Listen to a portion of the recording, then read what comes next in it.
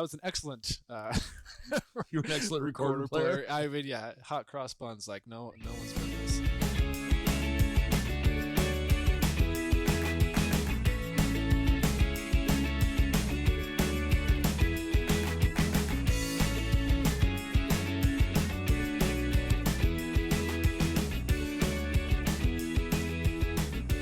Welcome to the Exploring Washington State podcast. Here's your host, Scott Cowan.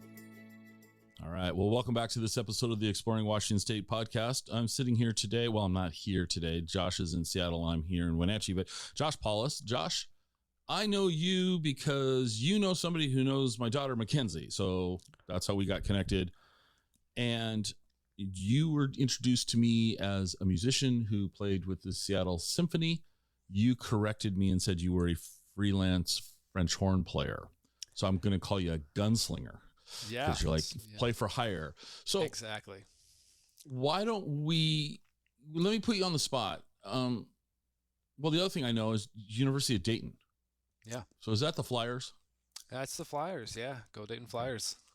Yeah, I flew into that airport, the Dayton airport, one time to go see my kids, and it was like a flashback to the 50s. It was kind of cool. Yeah, right. Have you ever flown out of Dayton? Oh, sure have. Yeah. Okay. So just nothing related to Washington, but so I go to see my kids because they were living in Cincinnati. And back then, this would be, 15, 16 years ago, airfare into the Cincinnati airport, which is in Kentucky, as you know, right? It's not in Cincinnati, was the second most expensive airport to fly into in the United States. It had all these. Okay. So it was brutally expensive to fly from Seattle to Cincinnati. It was just like $800, and it just sucked. Anyway, I could fly into Dayton for $197. Yeah. Okay. So and really Dayton to their house was closer than Cincinnati airport to their house. So it was great. But I flew into Dayton. And you can't fly from Seattle to Dayton. There's no nonstops, or at least there wasn't then. And I had to fly into Detroit.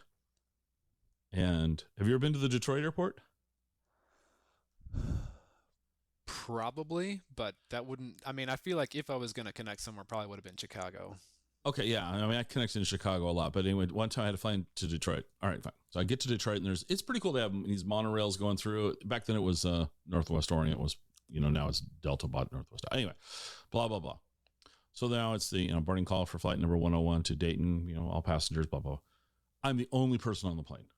Literally one person. It's on one of those little commuter jets, that hold 60 people or so.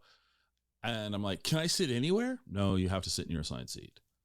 Like, it's creepy flying on a commercial plane when you're the only, even if it's only like a 20-minute flight, because literally Detroit to Dayton's like a taxi ride. I mean, an airplane. It's like you go up, you go down, you're there.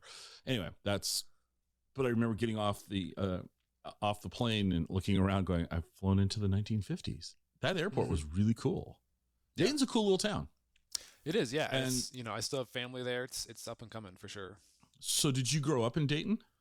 No, I actually grew up in Maryland. Oh, okay. Yeah. So far we've got no connections to Washington State. This is a perfect start to our show. We'll get there. We'll get there. So, all right. So you grew up in Maryland. I mean, let's build the backstory. So you grew up in Maryland. Yeah. When did you get involved in music? Well, I mean, I got involved in music at a pretty young age. Started with recorder. I don't know, maybe 3 or 4. I was an excellent. You're an excellent recorder player. I mean, yeah, hot cross buns like no one's business. Oh my gosh! Okay, I love it. And then then I transitioned to piano, and then I went to like a kindergarten through 8. School. It was pretty small, like 30 kids per class, per grade. And then 4th grade was when the band program started. As much as I liked playing piano, I wanted to play in the band, and I had visions in my head of being a drummer, a great percussionist. But the little middle school band already had 8 percussionists in a like a 35 piece band. Like, I'm not gonna be one of 9. So it was really cool because it was the sizes of the classes were small enough that they brought us into the gym and laid out all of the instruments on the floor and were like, try them, see what you like, what calls to you. And so I I, can only imagine the noise that the was being cacophony. created. Yeah. Oh my gosh, that would have been okay. Sorry, my ears hurt from that. Okay. I'm sure they do. Yeah. So obviously the French horn is a pretty unique looking instrument. So I was drawn to it, and I went over, not knowing anything about how to make an embouchure or how to produce any kind of sound. Went over there and just made this huge blast of noise. I was like, wow, that's really cool. And then everyone heard it and lined up and tried to play, and no one could play. So I was like, oh, I made this really cool noise, and no one else can do that. So I must be special. So then I decided that I was going to play French horn. So that was my foray into the brass arts. So let me see if I understand that correctly. You picked a horn up off the floor of the gym that looked cool. Yeah. And that was your career start. That was it. Yeah. There were a lot of inflection points along the way, but that's got me started. We're boiling it down to its essence. You picked the instrument up off the floor. Okay. Yeah. Looks cool, makes noise. Off we go. Yeah. All right. So you started playing the French horn. At what point in your youth did you realize that this really spoke to you and that it's something you wanted to continue on past, elementary school band? That's a good question. I mean, for all of my youth, so to speak, I was a much more serious athlete than I was a musician. I wrestled and played basketball, but my main sport was soccer. I played on a bunch of teams in high school and was like all state and did like Olympic developmental programs. So I was really busy with that. Okay. But once I got to high school, I was still, playing horn, and I took lessons, and, thankful that my parents, continued to invest in me, even though I didn't always practice that much.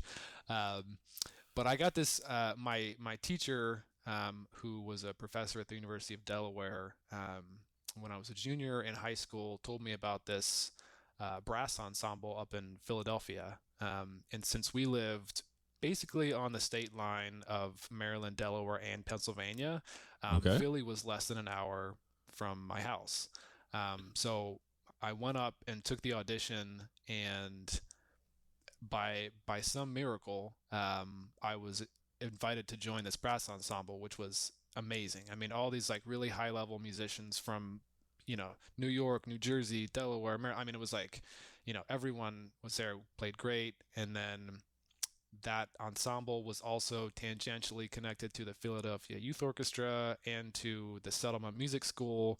So I went from, sort of like, playing, high school and doing some like district honor bands and stuff. And then I was, playing with the Philly Youth Orchestra, and I was on, NPR From the Top of the Woodwind Quintet. And then I got an opportunity to, tour Europe with the orchestra. I mean, it was just all these cascading, incredible opportunities. I was like, wow. I mean, if this is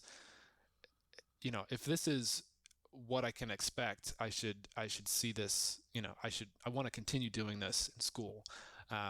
So when I was looking at schools, I wanted a place where I wasn't sure I wanted to be a musician necessarily at that point. So I wanted a school where I could double major in music in a sort of like a more technical field, and then also play soccer. Okay. So I visited a lot of schools and, met with the horn professors and soccer coaches. And in the end, I only applied to two schools. I applied to Johns Hopkins and Peabody, and then University of Dayton, which is actually where my parents went to school and met. And then I have family there as well. And I love the vibe. I love the campus. Just a lot of really great people there. And so that's, I started off, kind of doing all those things, double majoring and playing soccer. What was the second major in? It was math. So let me just stop you. Let me recap this, because you were majoring in music, playing soccer, playing the French horn at the college level, which requires a lot of work. And then for fun, a second degree in math. Yeah, well, I mean, I didn't finish the degree, but I started But I started so off, yeah. you didn't have very much going on during your college year. So what did you do for fun? Well, I also like, had a girlfriend, and Oh, it was, you know, okay. tried to fill all of my waking and sleeping Waking. hours. Oh Yeah. yeah. Oh my gosh. Okay. So sorry. Anyway, so before we go down this a little bit further, let me stop you. So you said John. Is it Johns or John Hopkins? It's Uh, Johns Hopkins, John's, yeah. right? Johns Hopkins, Hopkin, which is a really prestigious school. Yep. No offense to the University of Dayton. I don't. Living in Washington, which in the at the timer we're on is 13 minutes. That's the first time we've said the word Washington, and it's probably a record for us. But given my very limited knowledge, I don't hold the University of Dayton and Johns Hopkins at the same academic level. No disrespect. What made you pick University of Dayton over, or Well, yeah, why those two schools? Why did you apply to just those two schools? That'd be like to me, it'd be like somebody saying, oh, I applied to Harvard and to Chesapeake Valley Community College. Seems like a weird. I know I'm wrong, well, but it just seems like a weird. I mean, I was in a fairly advantageous position, in that I had, um, a very high level academic background. Okay. I was like the speaker of the graduating class, like in the top five of like a Oh, so 400 you're person class. valedictorian as well. I don't think I was like the number one, but it was, Wow. Okay. it was pretty Okay. close. And really good SATs and national merit, plus the high level athletics and music. So I didn't, I wanted to apply to the places that, like spoke to me and made sense, and where I thought that I could see myself being successful. Okay. And while I did get a scholarship at Johns Hopkins, I got like a full ride plus money on top at University of Dayton. Okay. And so that was, I think, probably the deciding factor. But also looking back, it was important for me as a musician to go to University of Dayton, which does not has a very good music program. Certainly not at the same level as Peabody Conservatory, but it was important for me to be able to do a lot of playing and performing right Okay. away, which is not the way it would have been at Okay. Peabody. Okay. So there were a lot of reasons. Obviously, the financial, part Well, of it is hey, not insignificant. college is not inexpensive, and if somebody's going to offer you a full ride and cover living expenses, that's hard to turn down. Yeah. I mean, for anybody. Okay. And sorry, I was just kind of teasing about the whole perceived level. I because I don't know anything about either school's music program. So I mean, okay. So your undergrad years, your freshman sophomore years, you got to play a lot because of the way the University of Dayton's music program was configured. Yeah, exactly. Okay, so you got a lot more times to pick the horn up off the gymnasium floor and make noise Mhm. versus okay, cool. Yeah. All right. What was this college for you? It's interesting talking to musicians when they go to school. You have these very similar. Did you spend a lot of time in the practice halls? I mean, were you one I of did. those? So like when I went to college, I went to Central Washington University, which it had it back when I went there, and it had a really renowned jazz program. Mhm.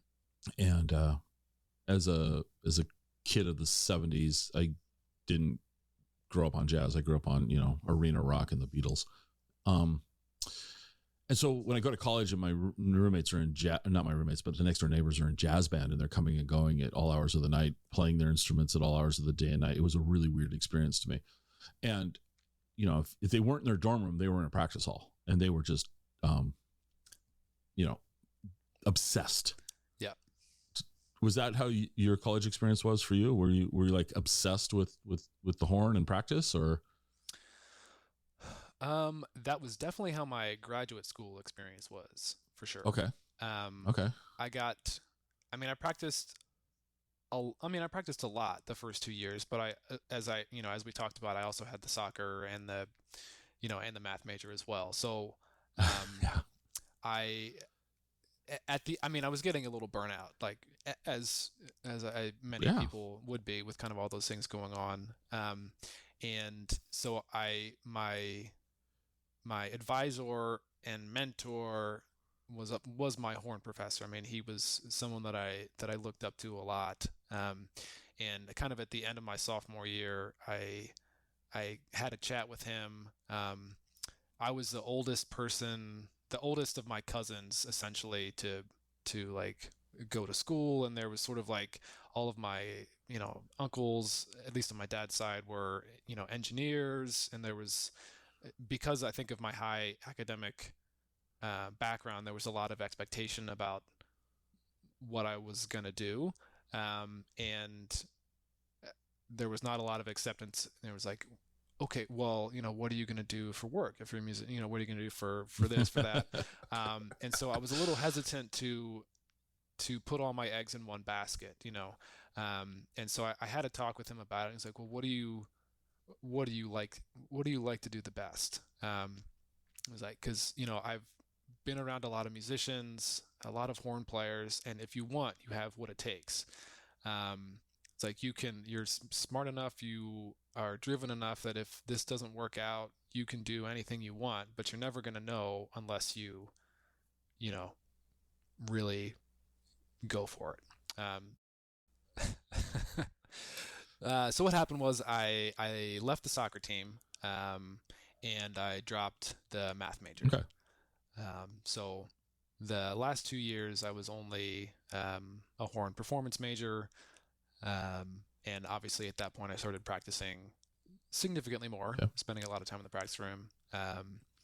And sort of another benefit to University of Dayton, as compared to the Hopkins and Peabody combo, was something I learned when I did my visit and spoke to my advisor, and that he would, if he deemed his students capable and ready enough, he would bring them in to play with the Dayton Philharmonic, like to get professional experience while they were still in undergrad.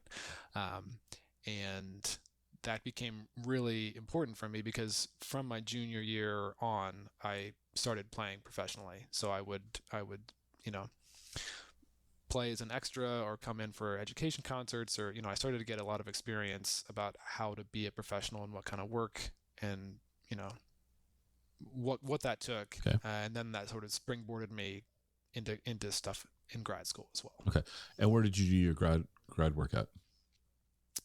Northwestern up in Chicago. Okay. So we're working our way west towards Washington. We're getting there. We're getting there slowly. Okay. Did you enjoy your time in Chicago? I did. Okay. I wish that I had been there longer. Mm-hmm. Obviously, well, not obviously, but the Northwestern campus is in Evanston, so it's not technically Chicago. Mm-hmm. So I spent time at campus, but I also was playing a lot. I was playing in Milwaukee and I was playing in and around Chicago, but I don't really feel like I got the full Chicago experience. Okay. But what I got, I did enjoy a lot, and the school was fantastic. I mean, it's one of the best programs. All right. So actually, I warned you. Okay, warned you. So this is the way my brain works. So Dayton's close enough to Cincinnati that you at least went to Cincinnati once in a while, right? Mm-hmm. Okay. Yeah. Gold Star or Skyline? Skyline. At least you knew the answer. I mean, you knew the question. No, very few people will ever get that. Okay. Did you like those though? Did you like Skyline? Did you? I mean, and be honest here, because I'm looking at your face, and it's okay to say no. I mean, it was never going to be my first choice. I just remember. Okay, so first time I went to see my kids after they moved there, right? They were all excited. We want you to go to Skyline with us. I'm like, oh, okay, sure. I'm just like, what on earth is this? It was like, what? And not every, but communities have these things that are like, iconic within Cincinnati. Like Cincinnati style chili doesn't play well in Milwaukee.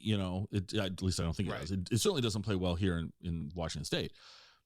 All right. So then I don't know the names of the deep dish pizza places in Chicago, but did you have a preference there for Chicago deep dish pizza?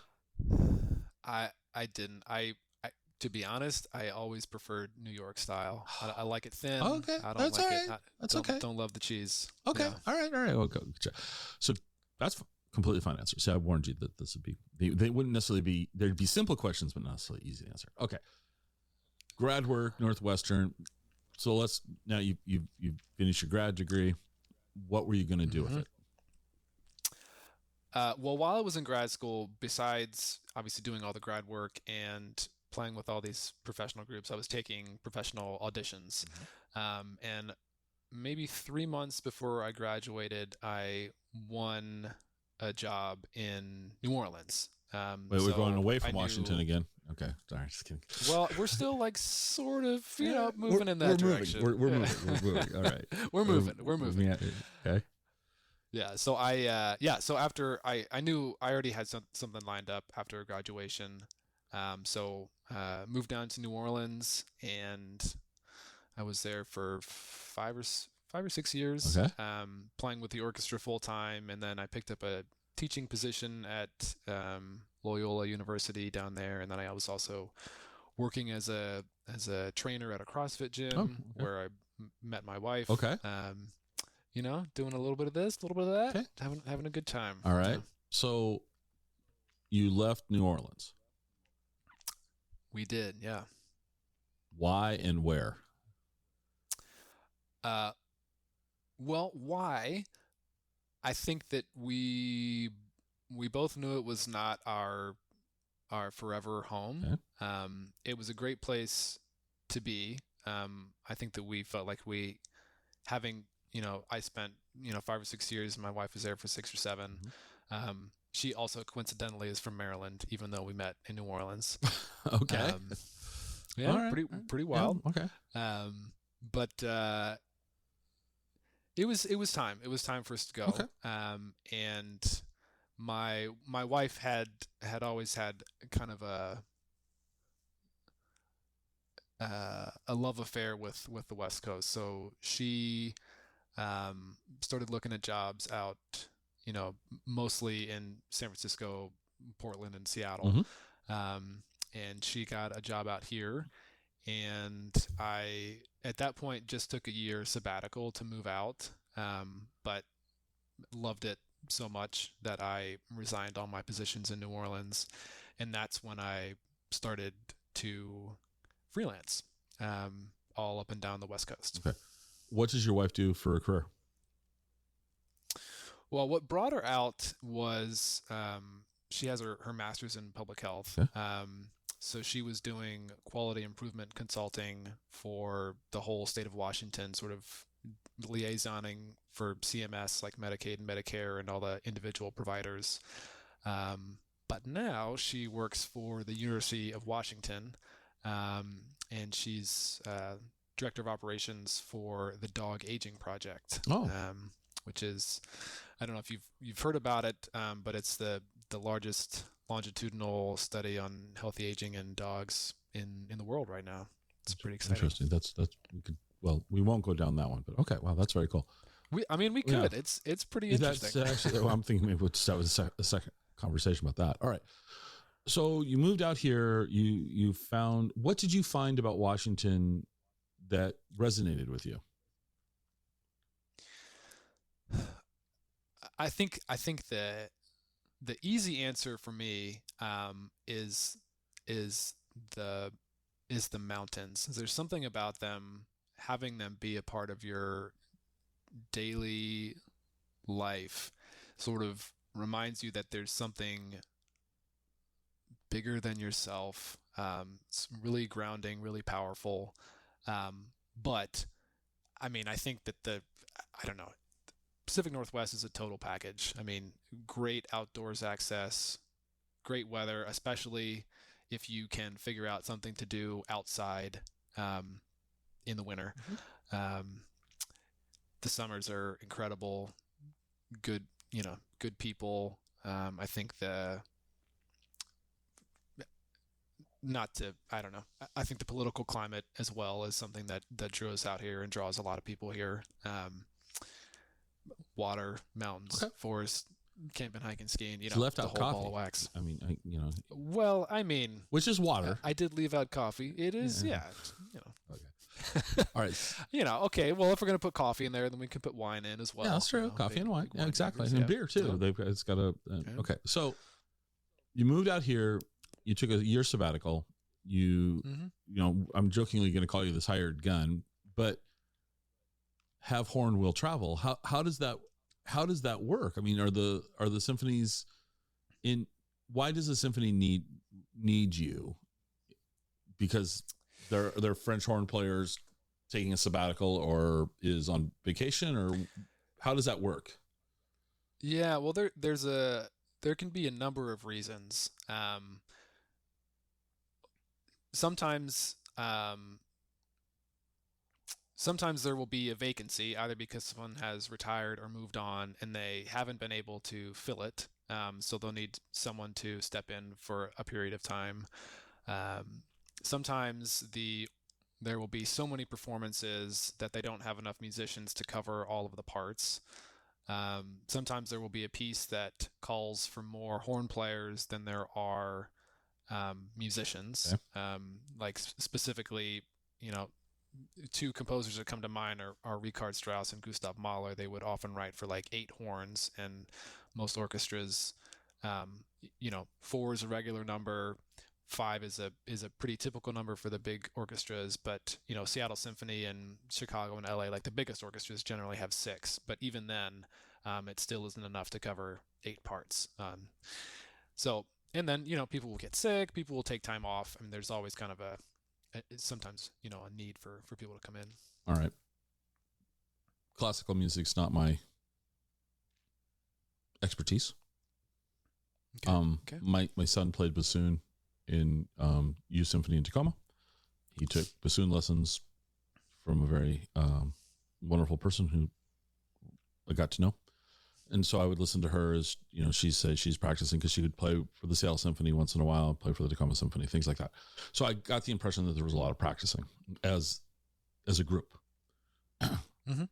You get a call from San Francisco saying, hey, we need you to help us out. How do you prepare for, are you going down to San Francisco now for 2 weeks to practice? Or are you doing this? How does that happen?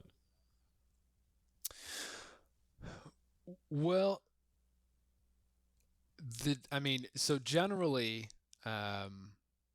there will be a maximum of 4 or 5 rehearsals for any given show. Okay. There in the season, basically every week is a different program. Okay. Unless you're talking about an opera, in which case that will go for about a month. Okay. But for just specific orchestra stuff, every week is a different program. Sometimes a week will have 2 or 3 programs that are running concurrently. So depending on how far in advance, you practice your part, and then the symphony will do the rehearsals and then the concerts. But if someone calls in sick, I had this happen a couple times with San Francisco. I would get a call on a Monday. Can you be here tomorrow for a 10 a.m. rehearsal and stay the week? And obviously that's you have to sort of rely on your musical. I mean, there's only so much practicing you can do. So you have to rely on your sight reading abilities and know that over the rehearsals you're gonna pick it up. Okay. Wow. That seems like it'd be a lot of pressure. It is, yeah. But that kind of comes with being the hired gunslinger. Hornslinger. We'll call you the hornslinger. Yeah, the hornslinger. Yeah. Hornslinger. All right. So now that you're based in the Seattle area, what? We do like to keep the show to Washington State, but I'll ask you this: on the West Coast, what symphonies have you performed with?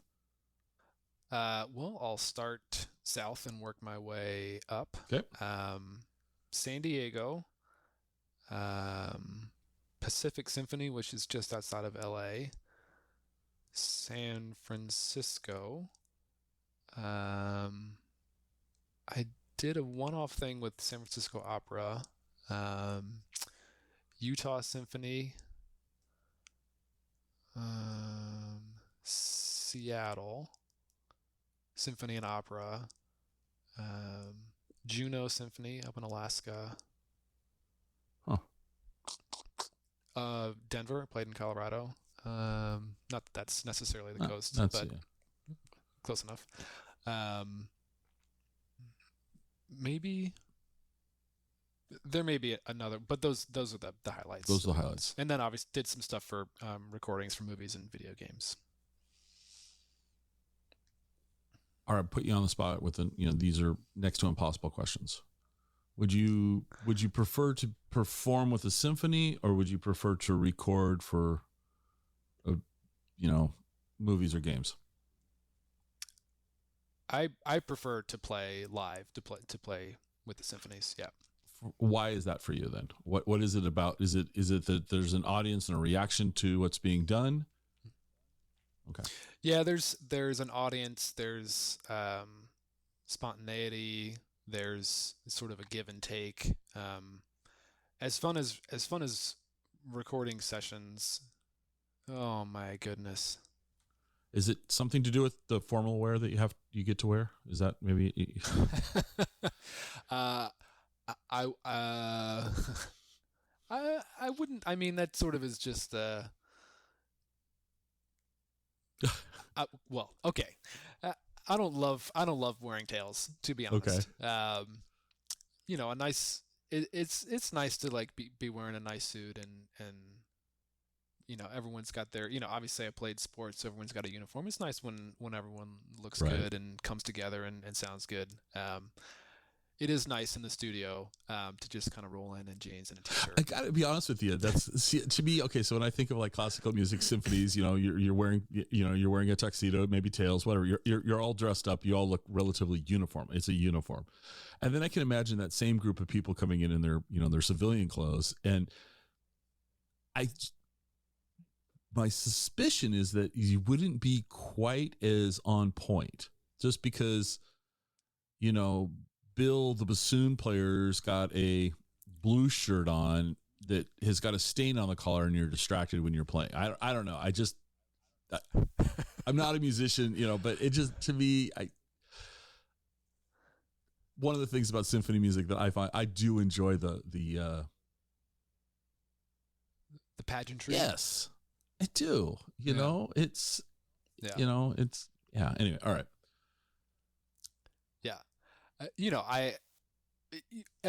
We're on our civvies, so to speak, for all of our rehearsals. Sure. But you're not all wearing, your practice tuxedos and formal gowns. Okay. Yeah. All right. Well, so one of the questions I love to ask musicians, and for you, given there's not as many symphony halls as there are, music venues for more like pop, jazz, rock and roll, things like that, country music on the West Coast. And I'll allow you to include Denver if you need to. Okay. So let's just keep it Denver as far east as I'll let you go. Okay. What's for you as a performer, the best venue that you've played at?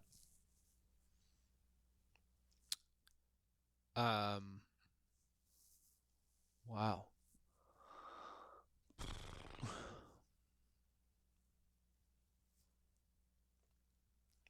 That's pretty tough, because we're, like you said, we're excluding. I've done a few tours in Europe, and there's some pretty great halls there. But if we're just going to keep it on the West Coast, I gotta say I do like Benaroya Hall. Okay. Which is Seattle's own. So it sounds great on stage. Okay. It's a pretty classic design, like a shoebox design. And it feels really comfortable and sounds good. All right. So that's why I'm, as a performer. Okay. So you like that. As a audience member now, West Mhm. Coast, where's a great place for you to see music being performed?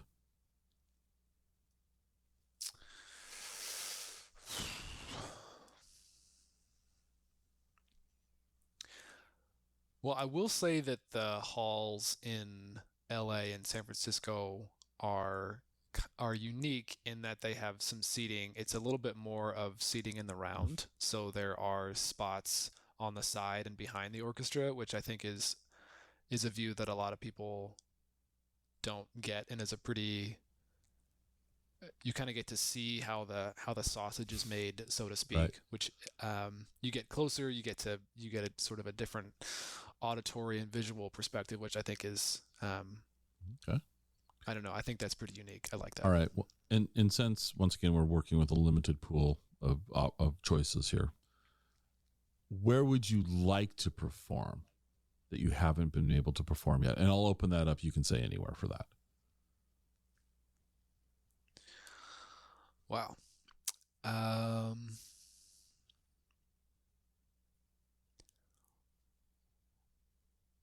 well, we right before COVID, I was supposed to go on tour with San Francisco Symphony. It was a big, I don't know, 3 or 4 week European tour, um, and there were some big halls that I hadn't got to play in to that point, which probably now with sort of the pivot that I've done won't have the opportunity to play in Mm-hmm. again.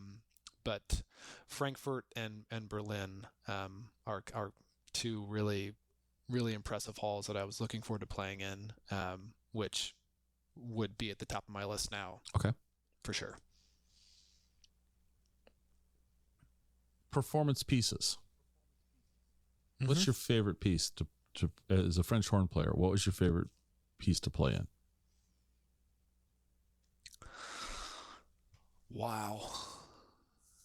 I'm not familiar with that one. Who wrote that? Oh, wow. Yeah, he was. Man, that's a tough question because I tend to do it a little bit more by composers than by specific pieces, All right. at least when I sort of like organize it in my head. Okay. So what Um, composer then do you find their writing style to be enjoyable for you as a horn player? well, I mentioned them a little bit earlier, but Richard Strauss and Gustav Mahler were writing kind of at the turn of the 20th century. So they brought in some romantic elements, but added in some more chromaticism and some more juicy, crunchy stuff. And they also were very horn focused. They often wrote for larger sections, and the horns were pretty prominently featured. And they also knew how to write well idiomatically for the instrument. So I think those two composers have a lot of different pieces with different sort of technical and emotional aspects, and you know depending on my mood, I think something from one of those guys would probably be at the top.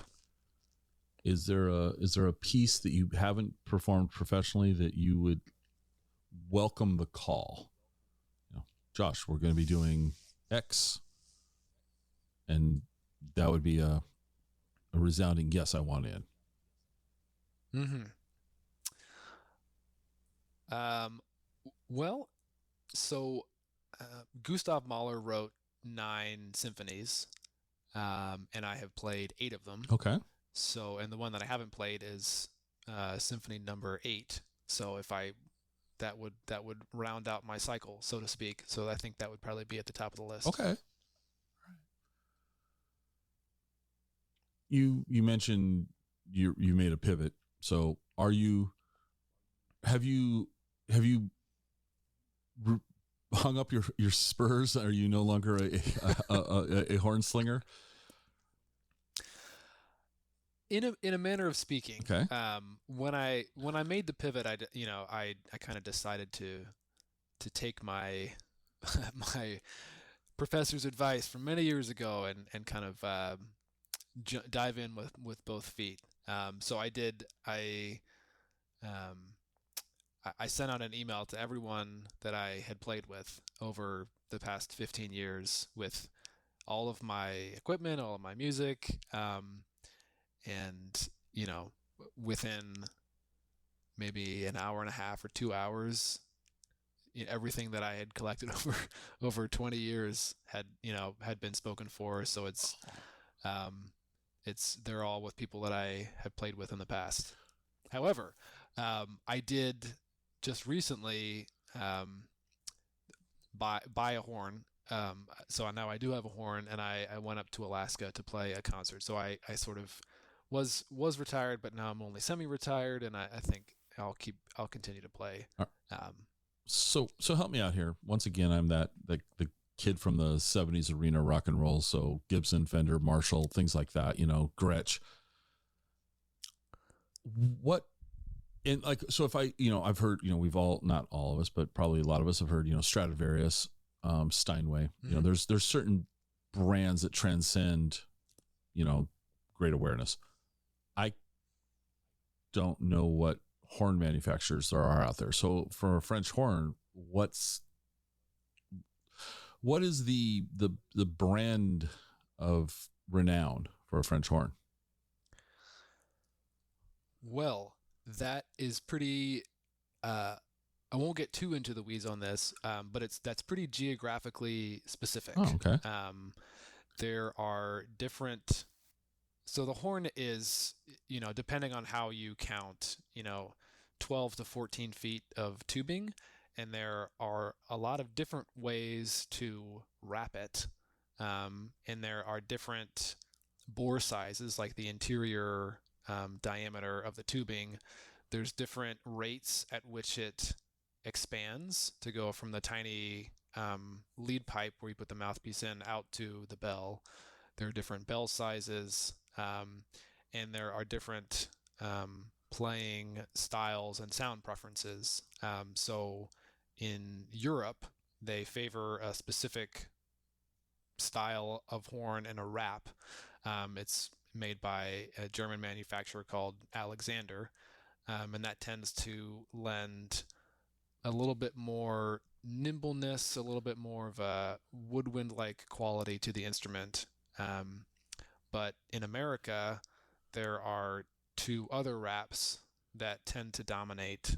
The one that I think most people would be familiar with is what was used in the recording studios in Los Angeles for quite a long time.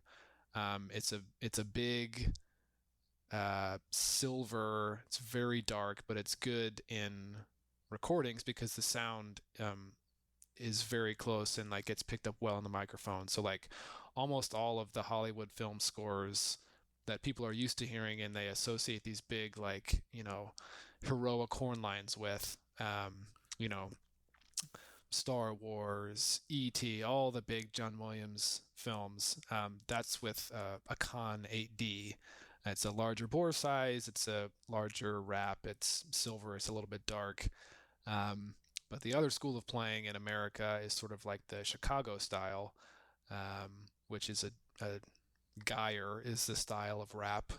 It's a smaller horn. It's tends to be brass, and it doesn't sound up close. It has a different sound quality to sort of like the Con 8D style of the film studios, but it's designed a little bit more to go to the back of like a 3,000 seat hall and to really penetrate and to really come to the fore. So there's all these different types of horn playing schools, and then there's these sort of like basic wraps, and then now there are a lot of custom, hand built, these different manufacturers. So depending on what kind of horn you're playing, there is like a custom manufacturer who is probably at the top of that field. So so hopefully you went out and bought a horn. What horn did you buy? So the horn that I bought is a Yamaha, which is like a pretty pretty well-known name. They, you know, they make a lot of different instruments, and they don't make the best French horns, but they make very good quality horns. And given that I wasn't gonna be performing as much as I had been heretofore, I didn't need quite the top of the line instrument that I had been playing with before. So when you were actively, what were you playing? It was a custom horn designed for me by someone named Dan Vidikin, and it was called a Lucas, and he named it. He named the brand after his son. This is interesting, and this is like I warned you, we're going to go in the weeds here because I'm. How does one make? What does one customize on a French horn? I mean, what and how did are you fitted for it? What did they do for you when you had that horn made? Well, so there are different levels of customization. I mean, you can get valve clusters and valves, and you can get lead pipes, and you can get bell flares, and then you can put them together. He made the horn basically just sort of like the way that his stock custom horn, and then I flew out there, and we went to like the local auditorium, and I played on stage for a while, and we talked about how it sounded and how it felt, and then he went back and made some modifications, and then we went back and I played. I mean, we kind of just went until it was right, until it felt right. So kind of like going in and getting fitted for a suit versus just buying one off the rack. Exactly. Okay. Wow. Yeah. I had no clue that this would happen, much less that there's multiple styles. And, the way you described it makes sense. I just never really thought of it in those terms. That's amazing. Yeah.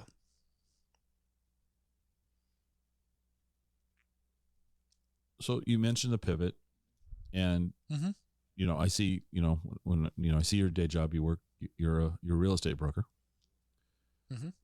in Seattle, right? Let's just ask you this: are you specializing in anything? Have you niched down into a certain, specialty in the real estate space, or? I wouldn't say that I've niched down too much. Okay. I only do residential transactions. Okay. I think that the relationship side of this business is something that attracted me a lot, and I think that the marriage of technical and emotional aspects is also really attractive, because that's sort of what I had to do as a musician, especially a classical musician at the very very highest echelons, where the difference between a good day for you and a bad day for you is like maybe five or six notes over the course of 2 hours of playing. Wow. It's sort of that, and you practice. The science is the practice and how you are able to improve yourself. But then the art is the emotion, and in the moment, how you react and how you shape phrases, and that sort of combination is attractive. I mean, because every person is different, every house is different, but you also have to have an understanding of sort of the technical aspects of, like you have to know a little bit about how financing works. You have to know a little bit about how houses are built. You have to know, things to look out for. You have to be able to read the market. I mean, it's sort of like all these like really basic things that you need to know how to do and that need consistent maintenance.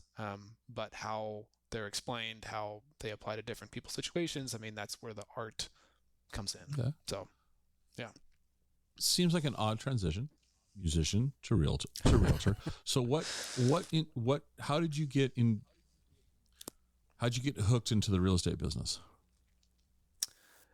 Yeah, that's a good question. So my wife Brooke and I moved. Well, we were just dating, I guess, at that point. But when we moved out here in 2016, we decided pretty quickly that this is where we wanted to stay. So in 2017, we bought a house in Maple Leaf, um, and we were referred to an agent through a friend, and she just provided a really incredible sort of, I don't know, concierge level service. I mean, we didn't worry about anything. We trusted her.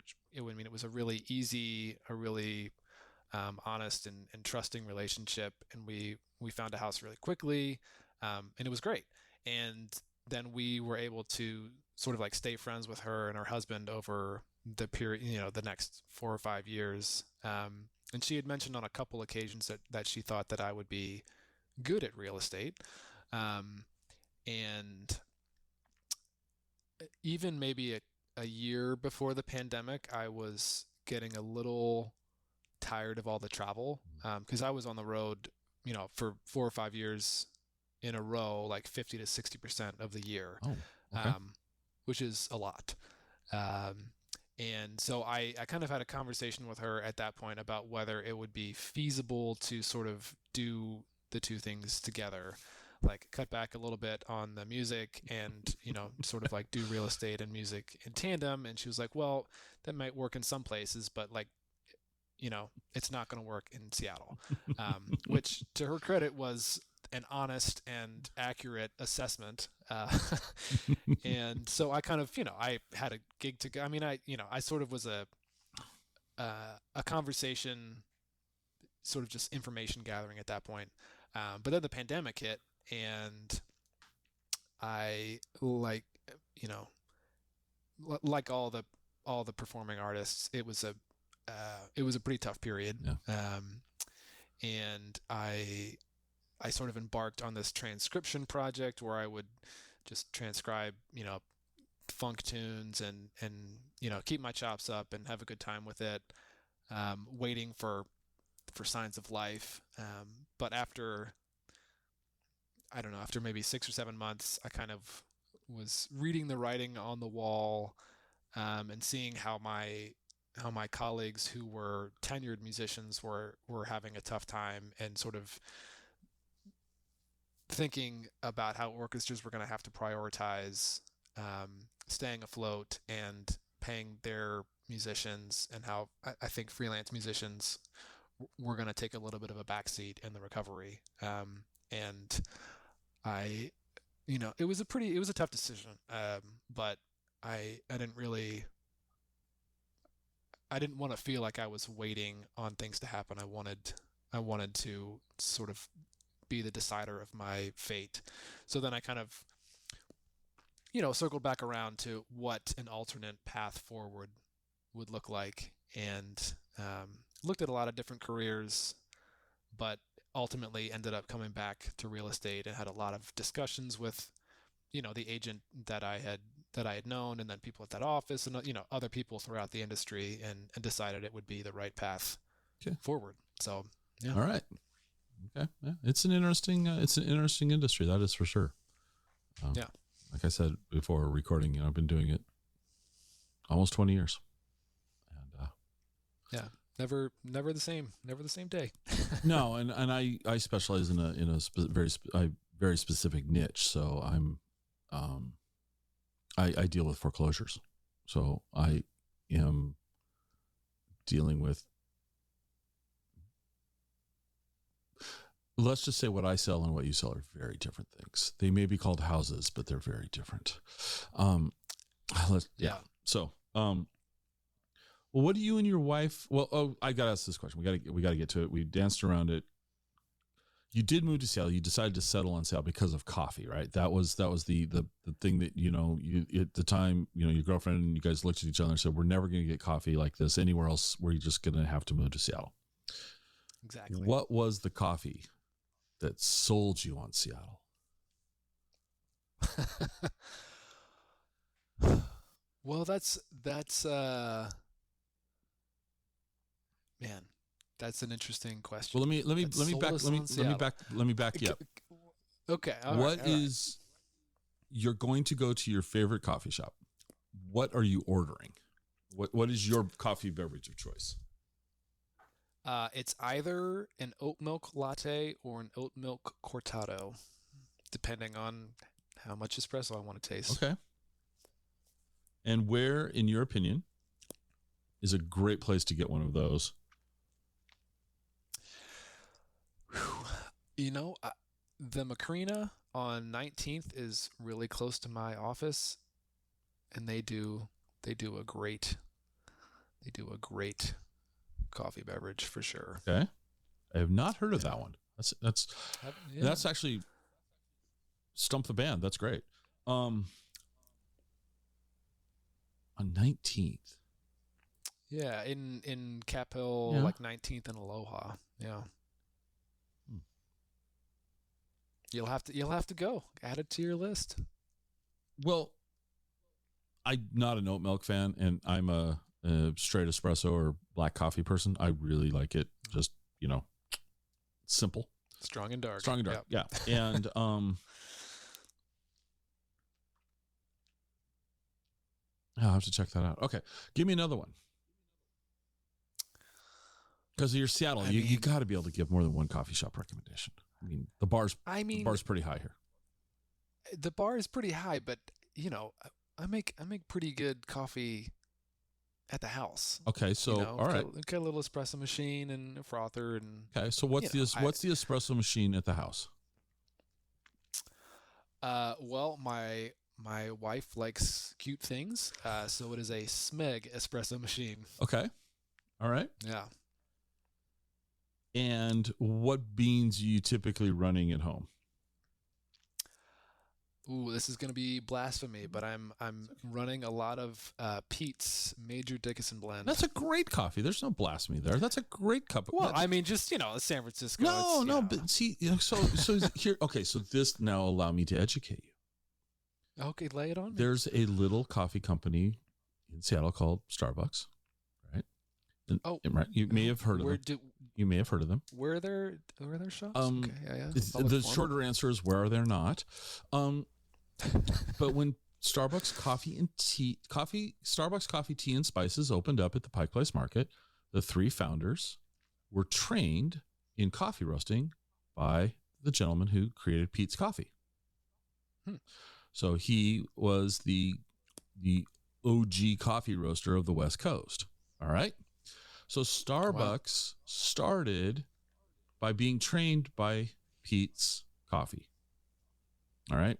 So how about that? So then a gentleman came out here to find out why this little coffee company was buying all these coffee makers. And you may have heard of him. His name is Howard Schultz. He ended up working for Starbucks. He had a vision after going to Italy that the Starbucks coffee shop should be like the third place, like they are in Italy, et cetera, et cetera. The owners didn't agree with that idea. Howard went on and started his own little coffee company. The owners of Starbucks ended up selling to him, right? So Howard Schultz bought Starbucks, and it's now what it is. But the other little factoid is, I believe 2 of the original 3 owners bought Pete's Coffee. Huh. So there's no blasphemy there. Pete's is good coffee. And Major Dickinson, I like Major Dickinson's blend. That's not that my opinion counts for anything here, but that's a good coffee. Now, it would have been blasphemy if you would have said something like, well, Dunkin' Donuts. Folgers. All right. Yeah, it's Folgers in your cup. So you mentioned something earlier that when you guys came out here in the mountains and all of that. So what do you like to do in your free time when you're not out? I'm sure you're practicing your horn some, but you're also out showing houses, doing all those realtor things. When you're not doing those things, what do you and your wife like to do for relaxation and entertainment? We are out and about a pretty good amount. In the winters, we're skiing quite a bit. Usually at Crystal. Okay. Although we do Snoqualmie and we did do Stevens for one winter. We usually will do a ski trip as well, out of state, just to change up the scenery a little bit. Mm-hmm. Um, and then summers camping, hiking, backpacking, lake days, all over the place. What lakes do you guys like going to? Oh man. Well, Crescent Lake out on the peninsula is great. Mm-hmm. Cochise is pretty solid as well. Baker Lake, at Panorama Point. We've gotten a campground out there over Labor Day the last 4 years, I think. It's a great spot. We're pretty close to Matthews Beach, so obviously Lake Washington as well. Yeah, I would say those would probably be the top lakes. All right, and then I think we were joking this before we hit record, but we were talking about coffee, and then you mentioned, but we can bring up wine. So, are you a fan of Washington wines? Certainly am. Yeah. Are you red or whites? I'm a red guy, Okay. all the way. And yeah, that's not my genre. But you're a white guy? no, wine to me, Oh, okay. I appreciate the art and craft of it and the science. Mm-hmm. I have a very uneducated palate, and so a good wine is lost on me. I don't know the nuances of it enough to really say I like this and why. I can just say it tastes good or it doesn't. And so I'm not the right person. So I don't go wine tasting. My wife is the wine person in the household. I'm more of a cider person. Okay.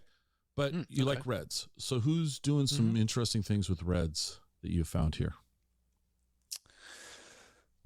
Well, there are a lot of AVAs in Washington. Yes, there I are. think that Yes, there are.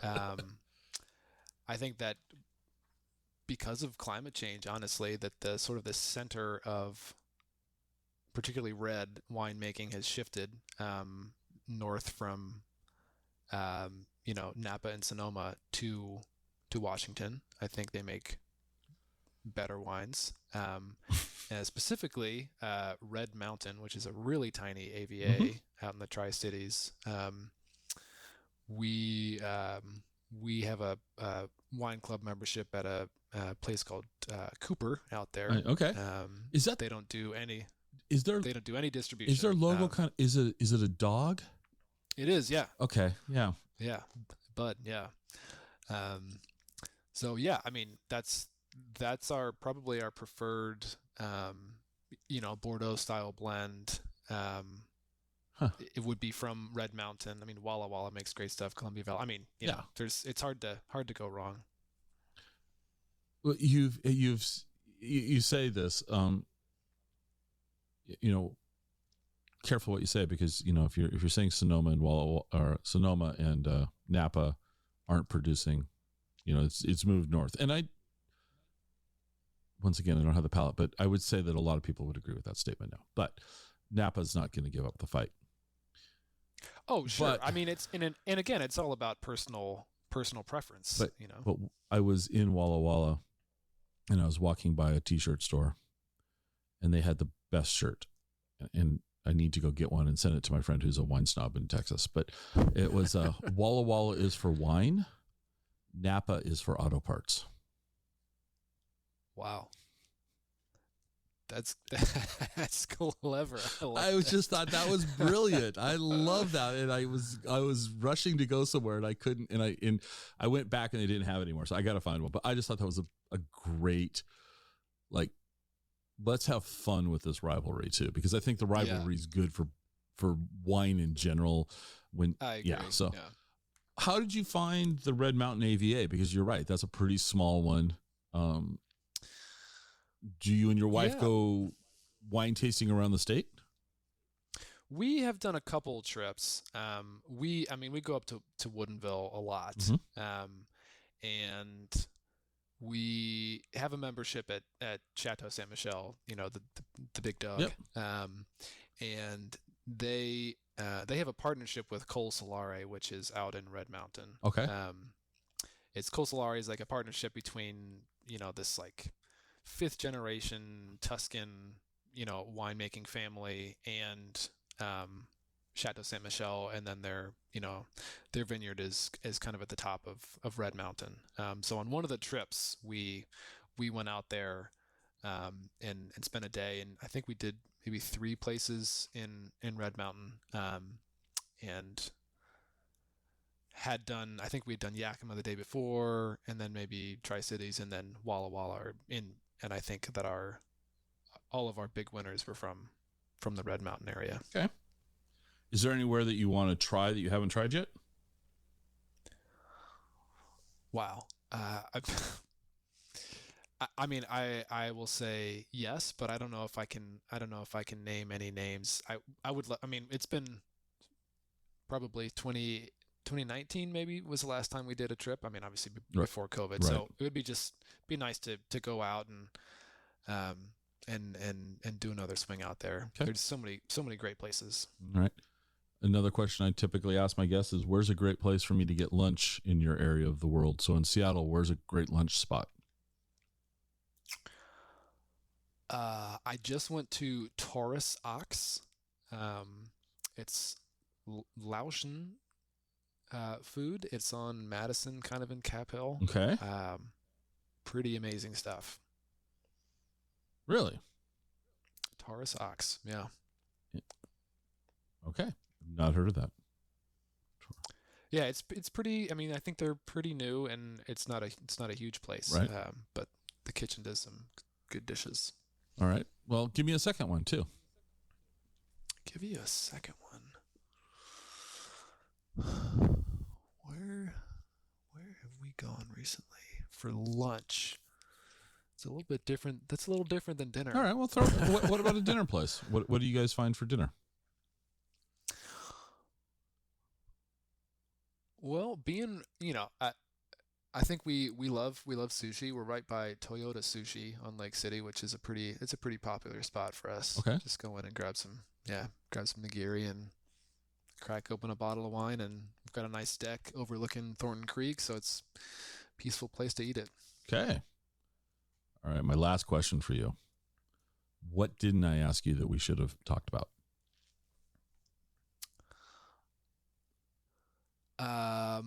Well, you never asked me what my most favorite performing experience was, or most memorable. Okay.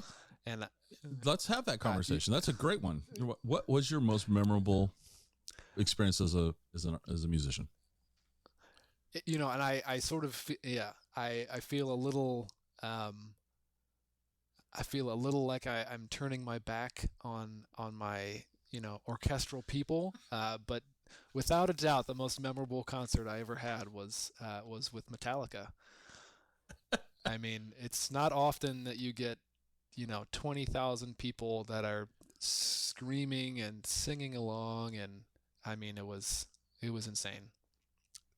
One of the more memorable things I've ever been a part of. Really. What's funny is that we talked about that before we hit record, and I didn't bring it up. So I do want to ask you. I'm glad you. Thank you for reminding me, because I would have been really frustrated in about 15 minutes. So, okay, you earlier on you explained how a symphony, you got 4 or 5 practices. You're not practicing all that long. So, what was it? I did this. So this was with the San Francisco Symphony, right? This was okay. Yeah. So did the symphony practice with Metallica? Did you and the actual band, did you guys actually practice together, or we did? Yeah. Yeah. And so was this in the no, I'm just kidding, in the garage or somewhere? But no, how did what was okay? So completely radical ends of the spectrum musically here. Yes, very much so. How did Metallica, as a classical musician, and there is, just rock and roll, how serious were they about practice? Super serious. Really? Super, super. I mean, Okay. Metallica is they're an institution. Yeah. They're a corporation. I mean, I think there's 30 people on staff. They're, one of the 5 highest grossing Yeah. I mean, bands in terms of, tickets and sales, mhm. in the last 50 years. I mean, they are serious about their craft, and they also have an incredible amount of respect, particularly for the San Francisco Symphony, being another sort of like cultural institution of the Bay Area. And having done the S&M show, which was groundbreaking at the time in 1999, I think that they were really, really, really excited to get to do it again, and be part of, another monumental event in sort of like the opening of the Chase Center. Mm-hmm. Yeah. So um, we got the music and had to sort of like sign NDAs. And then they built the whole set and the light show and the stage was in the round. So the middle of the round was the band, and they were turning in one direction. And then the outer part of the round was the orchestra, and they were turning in the opposite direction. But it was so slow you didn't notice. But by intermission, you had turned 180 degrees. Each of you had turned 180 degrees. And then by the end of the show, you would turn back to where you started. Oh. But it was so slow. I mean, there was this crazy light show. So they built this whole set in this another big theater so we could practice there. And then I think we had maybe 3 or 4 rehearsals, and they were obviously working on their stuff in the off time as well. And then we did a dress rehearsal in the Chase Center, and then we had 2 shows. And did you get to spend any time talking to any of the members of the band? A little bit. Okay. But they have security, and it was also, it felt like there was a lot on the line. Mm-hmm. Just with it being such a big event, they didn't, they would interact with us during rehearsals, and at breaks a little bit, but it's not like we went out for a beer after. Right. I was going to say, you're sitting around having beers. Okay. Yeah. All right. Wow. So how did that performance go? And, obviously it's memorable and monumental to you, but from a critique the symphony's performance during that, were you guys, because you said earlier something about, a good day and a mediocre day is 4 wrong notes during a 2-hour performance. How was the symphony's performance during that concert? Well, so I think that when the attention is all on you, the way it is in a symphony performance, the stakes are a little bit heightened. Mm-hmm.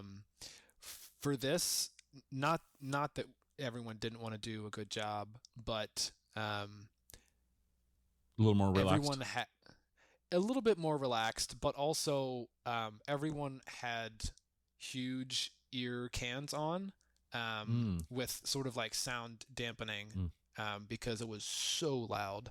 And you had a monitor. Everyone had an individual monitor, so you could kind of like turn up different parts of the orchestra, turn up yourself, turn up the band. So it wasn't sort of it's hard to tell. I mean, you could tell a little bit how you were fitting into certain parts, but like what was going out to the audience was also going through like a mixing and mixing board as well. So it was the most amount of emotion and energy and just sort of like pure adrenaline I've ever felt.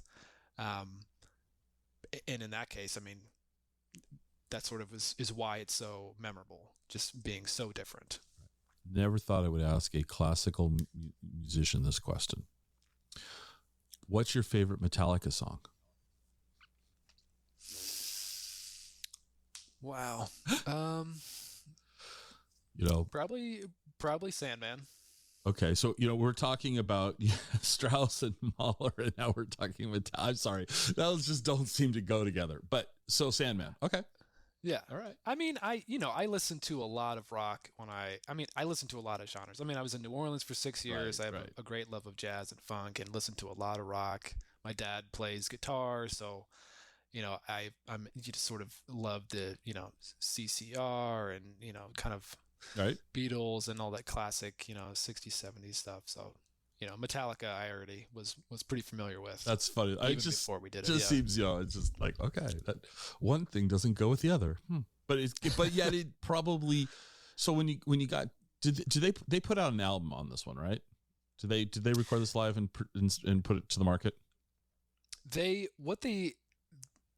It's on, yeah, I mean, it's on Spotify, Right. and like they put it out into theaters, and I don't know, I think there was some sort of a talk about like a Netflix documentary, but that got waylaid a little bit by James went into rehab, and then COVID and a bunch of sort of like mitigating factors, I Okay. think, tabled it. But yeah, Do you use Spotify? I do, yeah. So if you were to pick up your phone and look at Spotify, what's your playlist looking like right now? What are you listening to? Well, let me go ahead and do that. Let's see what we got here. Let's just see. I mean, it's always interesting to talk to people when they're like, okay. Well, I have different playlists for different. Well, do you have, so I'm looking at mine at the same time, and Yeah. I get this Discover Weekly. Do you get that? I do get a Discover Weekly. All right. So what's on your Discover Weekly? Let's see. I don't usually go in there to look. But it's based on kind of what you listen to. At least this is my understanding. So if you listen, so it's going to kind of give you variations of what you typically might be listening to. Yeah, if you're on the is it in your library or is it on your homepage? It's on the homepage. On the homepage. Yeah, I know I've seen it before, but it is not showing up for me right now. Right. So like for mine, just like to give you an example, Mainline Florida by Eric Clapton, Fat Man in the Bathtub Live by Little Feat. Let's see. Roomba Girl, Nicolette Larson. Your Move, the single version by Yes. Get Rhythm by NRBQ. The Garden Part 3 by Tea Leaf Green. Never heard of that. Time Out by Joe Walsh. Jumping Jack Flash, but is by Eric Chilton. You get the idea. I mean, it's kind of this. Okay, Benny and the Jets by Beastie Boys and Biz Markie. Don't know how that would get in there. Nice, And nice. B-movie Boxcar Blues live by the Blues Brothers. That's a very random snapshot of my musical. What Spotify thinks I might like. Yeah. Okay. I wish I could be part of this. It is not showing up for me. Well, you said funk. What funk bands do you enjoy? Because Dayton had that big funk scene in the 70s and 80s. Yeah. And I'm trying to think. Yeah, I mean, I'm trying to think. Was it?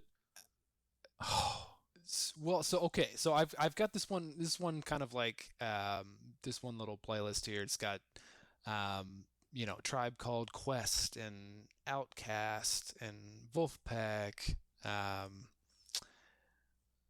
then I've got this other one sort of like more like an oldies playlist, like Louis Armstrong and Louis Prima and Etta James and Okay. So Buddy really do Rich. have you do have a very broad appreciation of music.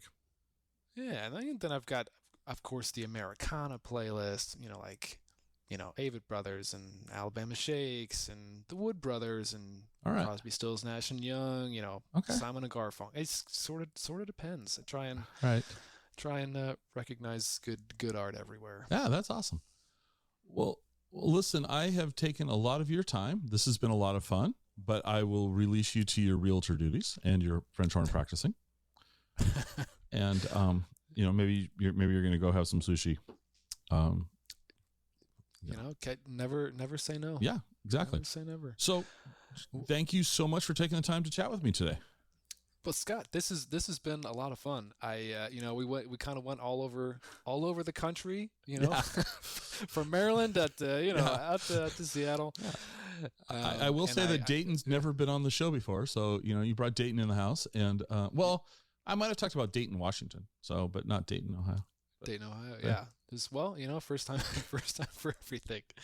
Oh man, I appreciate your time. This has been a lot of fun. All right, thank you. We'll have to grab coffee. I would love that. I would love that. Yeah.